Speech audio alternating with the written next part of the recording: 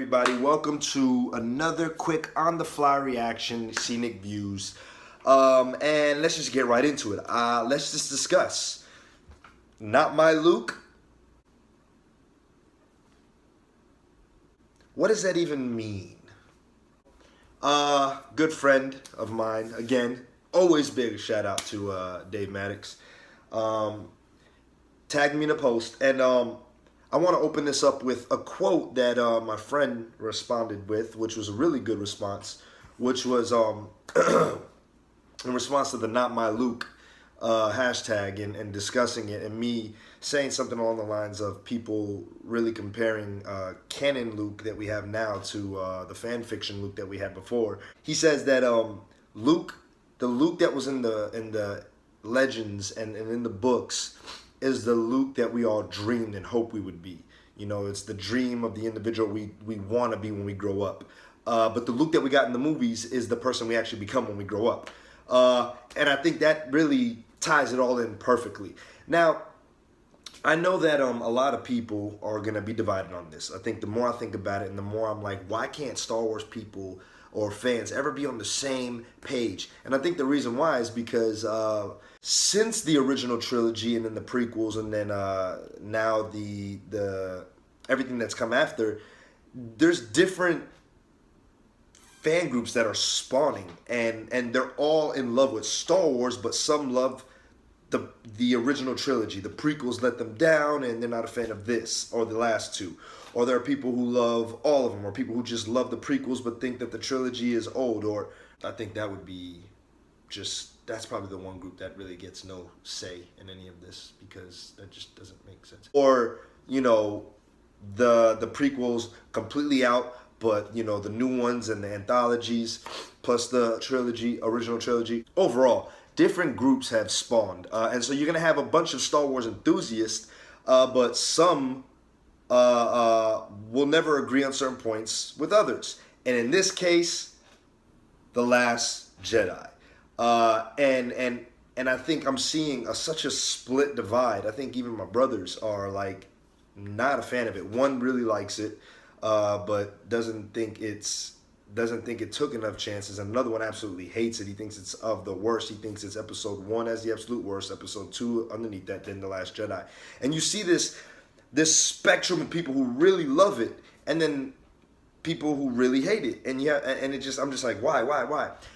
And so it doesn't make sense, but it does make sense. And I think it has everything to do with, when did you fall in love with Star Wars? At what period? What was around at that time? Was it just the trilogy? Was it the trilogy, the prequels? Was it the trilogy, prequels, Clone Wars? I mean, this is cross-generational. So, and that's not to say if you were born in one and you just, you know, I only like the trilogy and nothing else. There are some people who like the original trilogy and everything else in between. It's just this weird mixture of different options of what kind of fan base you like. And so this whole idea that Luke is not your Luke, I get it, and it's fair. Make that assumption, and that's fine. You're entitled to that opinion. But here's where I will counter that, and where I counter that is that it doesn't make sense to me that we get the same exact hero, especially if the theme is that our idols and these legends that we look up to, especially as we see in the movie, as the exposition explains, these idols are human. They're real life people, and some people can give into their legends so much that they can make stupid decisions. Like, how would Luke be any different from the Jedi before him if he got arrogant and lived up to his legend the way that the Jedi for generations before him in the height of the Republic were living up to the legend of Guardians of the Peace? Like, the whole point of episode 8 is to say that legends are human and they can be flawed. Your idols can be flawed. They can fall. They can feel. They can bleed. They can make mistakes. And then in the mistakes is where you learn the true lesson. And that's where Yoda's part really becomes this beautiful quick exposition when he says that we are what they grow beyond. Don't just teach them the good, teach them the failures, because the failures are the balance. And I think that's what gives Rey this beautiful push to move forward. And it's not saying that the Jedi are ending, kind of like we discussed yesterday. The Jedi aren't ending. The Jedi as you know it are not ending. And the Jedi that we are now seeing are not gray Jedi. This is a pure form back to what it was meant to be. Because it looks so contrast to what we saw at the height of the Republic, we don't we don't like it. But when you go back to the original trilogies and you see Jedi, and this is not to be disrespectful to Mark Hamill, but he says, Luke wouldn't run. That's not what a Jedi does. And people are cutting these compilation videos. It doesn't make sense to me, because the first time we're ever introduced to a Jedi, he was a hermit and he was lying about about Anakin being his father from a certain point of view. Of course, he might have been doing it to protect him, but why didn't he just tell him, hey, your father's Anakin, let's go do something? You don't see him running the battle the way that we saw them at the height of the Republic, and what we see in Clone Wars and all these other extended stories that we love, and all these crazy battles. We see a guy who's in hiding to specifically protect Anakin, to do the little things that make more of the difference, the sparks that create the fire for the Empire and for the New Republic. Not New Republic, but the New Order, if you will. And then the other thing is when we get introduced to another Jedi, which is Yoda. He's also a quirky old man, hermit, in hiding, because this is the Jedis that we got introduced, because we know that there was a purge. And so they're hiding, but they could have come out at any moment, especially after the end of the Empire. And Luke did come out, and he started to fall, and then he did exactly what we expected him to do. He came out and he became this Jedi, and he lived up to his legend. And then the lesson slapped him in his face that he was trying to be so perfect, and Yoda's exposition tells him that you failed him. All it was adulation. There was no balance to it. There was no, this is the dark side as well. And so I think that whole run from the dark side became the allure maybe for Ben. I don't know. I speculate. But I say all that to say this is where Luke making that progression is a much more beautiful story, in my opinion, than this Jedi hero that everybody wants, and not my Luke. Like, the whole point that we're learning is that the Jedi Order needed to end, and Luke finally figured that out. Like, he did what his predecessors before him and his two masters did. He went into hiding, and he learned. He humbled himself, and then when he thought he still didn't get it. He was going to destroy the old Jedi Temple, and Yoda had to do it for him, because Yoda knew that she had the books. And, he was telling him, look, this is a way for her to grow beyond you. And don't worry, there's nothing in those books that she doesn't already know, a.k.a. she has the books.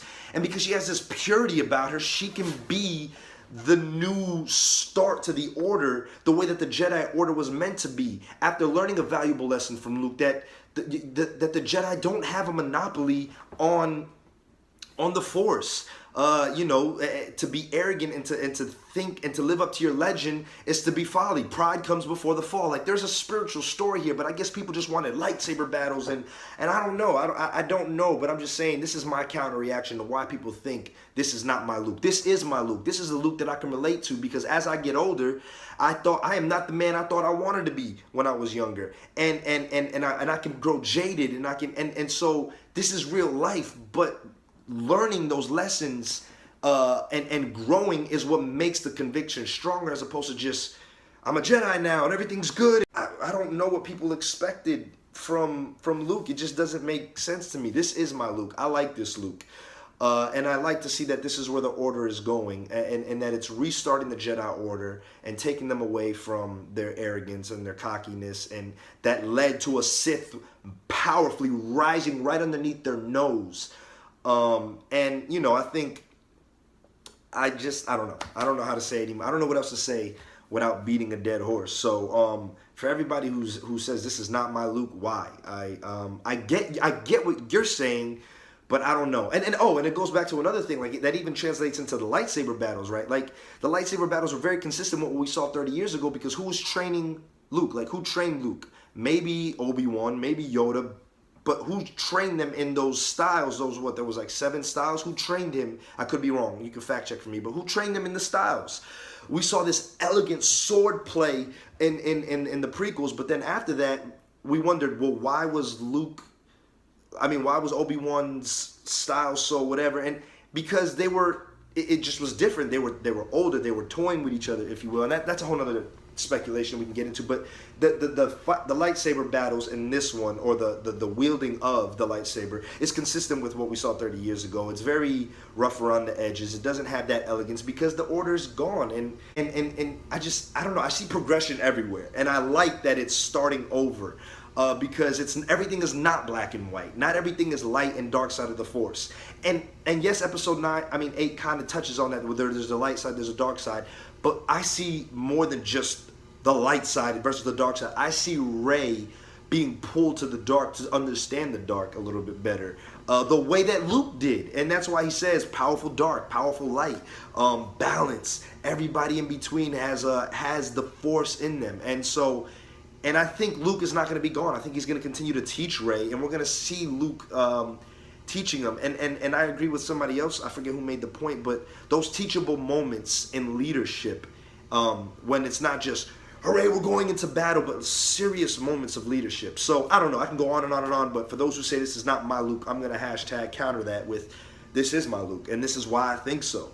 But what do you guys think? Do you think I'm overlooking this? Do you think I'm taking this too deep? Or do you love the direction that Luke went, and how this also opens up for other people to become, because the light, really quick, the Skywalkers are gone, but that doesn't mean other Jedi are gone. They're not the last. Just because they're the last Skywalkers doesn't mean they're the last before the Jedi. Like, Jedi are gonna pop up. You don't need to be bloodline connected to somebody, and I like that. I love that. And the legend of the Skywalkers will always remain there. It's not going anywhere. I think it's gonna build on it. But Rey's gonna teach the legend in its balance, not in its offset of here comes Luke, and we kind of see that in the subset version, like a smaller version with Finn. The legend of Finn, and we're like, well, but we're okay with it there because we see it, but it has to be the same with Luke, even though it's 30 years, like the legend.